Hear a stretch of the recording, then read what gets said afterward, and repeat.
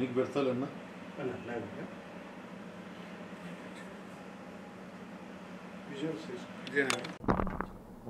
Life చేసుకొని ఇంటికి పోయి నేను తిరిగి అనంతపురం వెళ్ళాలా అని చెప్పడం జరిగింది.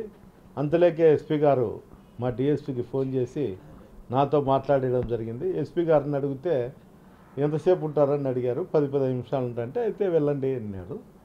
నేను అక్కడికి పోతానే తెలుగుదేశం కార్యకర్తలు అందరూ కూడా అందరూ ఫోన్లు చేసుకొని అందరూ కూడా అటుకి రావడం జరిగింది. అక్కడ వచ్చిన తర్వాత మురళీ ప్రసాద్ రెడ్డి అని నేను వచ్చినా అని నన్ను చూడనీకి వచ్చాడు. వచ్చినప్పుడు అతని పైన దాడి చేయడానికి ప్రయత్నం చేయడంతో అతను తిప్పుకొని వెనక్కి వెళ్ళాడు. దీనికి అందరికీ కారణం ఏమంటే నేను తాడిపత్రికి వెళ్ళకూడదు అనే ఒక ఆలోచనతోనే ఈ సంఘటన జరిగింది.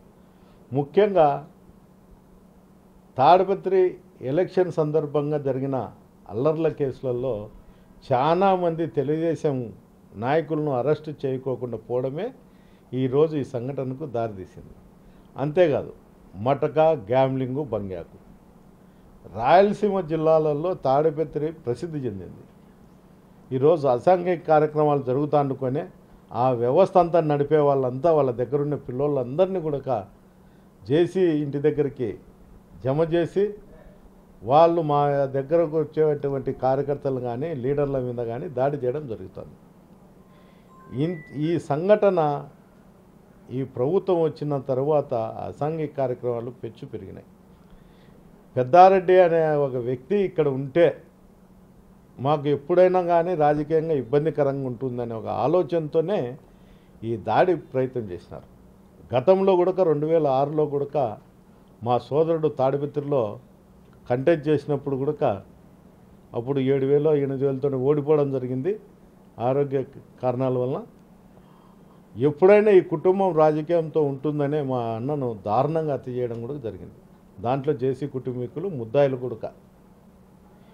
ఇదే విధంగానే ఇప్పుడు మళ్ళా అధికారం లేదు, అధికారం లేనప్పుడే నన్ను ఏదో రూపకంగా లొంగ తీసుకోవాలనే ఒక ప్రయత్నంతోనే వైఎస్ఆర్సీపీ నాయకుల మీద దాడి చేయడం జరుగుతుంది.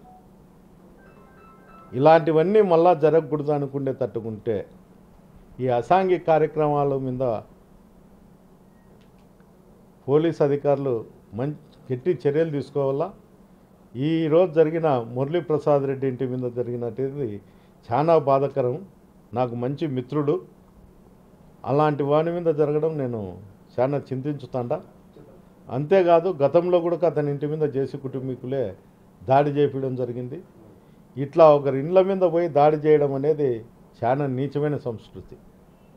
అతనేమో అతని ఇంటి మీదకో పోతే నేను వాని కథ చూస్తా, ఈ గడ్డంలో ఒక చరిత్ర ఉంది అని చెప్తారు. అంటే అందరికీ అందరి చరిత్ర అందరి దగ్గర కూడా ఉంటాయి. ప్రభాకర్ రెడ్డి గారు నీకు ఆరోగ్యం బాగాలేదు, రెస్ట్ తీసుకో తప్ప నన్ను తాడిపత్రికి పోకోకుండా చేయడానికి ఈ చిన్న గలాటలు చేస్తే పోలీసు అధికారులు అరికడతారనే ఆలోచన నేను మనసులోంటి తప్పుకో. నేను ఖచ్చితంగా తాడిపత్రిలో వైఎస్ఆర్సీపీ నాయకులకు కార్యకర్తల కోసం నేను పనిచేస్తా. నా ఊపిరి ఉన్నంత వరకు తాడిపత్రిలోనే ఉంటా అని కూడా ఈ సందర్భంగా ఇంటి మీద దాడి జరిగినప్పుడు అతని చంపాలని ప్రయత్నం చేసినప్పుడు ఆత్మరక్షణ కోసం అతను తీసుకొనొచ్చు. అతనికి లైసెన్స్ వెపన్ అది. అతనేం తీసుకున్నాడు, ఫైర్ చేసినట్లు కూడా ఎక్కడ కూడా నాకు తెలిసి ఎక్కడా లేదు. తీసుకున్నాడు కాబట్టి అతను ఈరోజు బతికున్నాడు అనేది నేను చెప్పగలుగుతా. ఏదేమైనా మురళీ ప్రసాద్ రెడ్డి కోసము మా కాన్షియన్స్లో ఉండేటువంటి వైఎస్ఆర్సీపీ నాయకులు కూడా తోడుంటాడని కూడా ఈ సందర్భంగా తెలియదు. మళ్ళీ వెళ్తా. నేను ఎస్పీ గారిని అడుగుతా, ఎస్పీ గారు పర్మిషన్ తీసుకొని నేను మళ్ళీ కూడా తాడిపత్రికి వెళ్తా. అదే కదా ఇప్పుడు ఆ ఆలోచనతోనే నేను హ్యూమన్ రైట్స్ కూడా నేను కేసు పెట్టినా. నేను హ్యూమన్ రైట్స్ పెట్టినప్పుడు కూడా ఇద్దరు నా దగ్గర మెసేజ్ కూడా వచ్చింది వాళ్ళకు.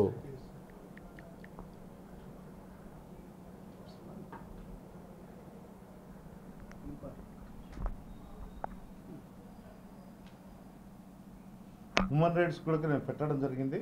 రిసీవ్డ్ కాపీ కూడా నాకు వచ్చింది. అంటే నేను ముందే ఊహించిన ప్రభాకర్ రెడ్డి ఆరోగ్యంగా బాగలేదు అని చెప్పినప్పుడే నేను ఊహించిన అతని కొడుకును రాజకీయంగా ఎదిగేదానికోసం నన్ను అంతం చేసేదానికి కూడా వెనకాడడు అనే ఒక ఆలోచనతోనే నేను నేషనల్ హ్యూమన్ రైట్స్ కూడా నేను పెట్టడం జరిగింది. చాలామంది అధికారులకు అందరికి కూడా పెట్టిన నాకు వచ్చింది కూడా ఎప్పుడు ఈ 2-3 రోజుల్లోనే ఈ రిసీవ్డ్ కూడా వచ్చింది. వాళ్ళు నాకు మెసేజ్ పెట్టారు, మీరు కూడా క్షుణ్ణంగా చూడొచ్చు. అంతే కదా, రాజకీయ అడ్డు తొలగించుకోవాలని కోసమే మా అన్నను హత్య చేసినారు, ఇప్పుడు నన్ను కూడా హత్య చేసేదానికి ప్రయత్నం చేస్తారు. నా శ్వాస ఉన్నంత వరకు నేను తాడిపత్రిలోనే ఉంటా. తాడిపత్రి ప్రజల కోసం, నాయకుల కోసం నేను పనిచేస్తాను.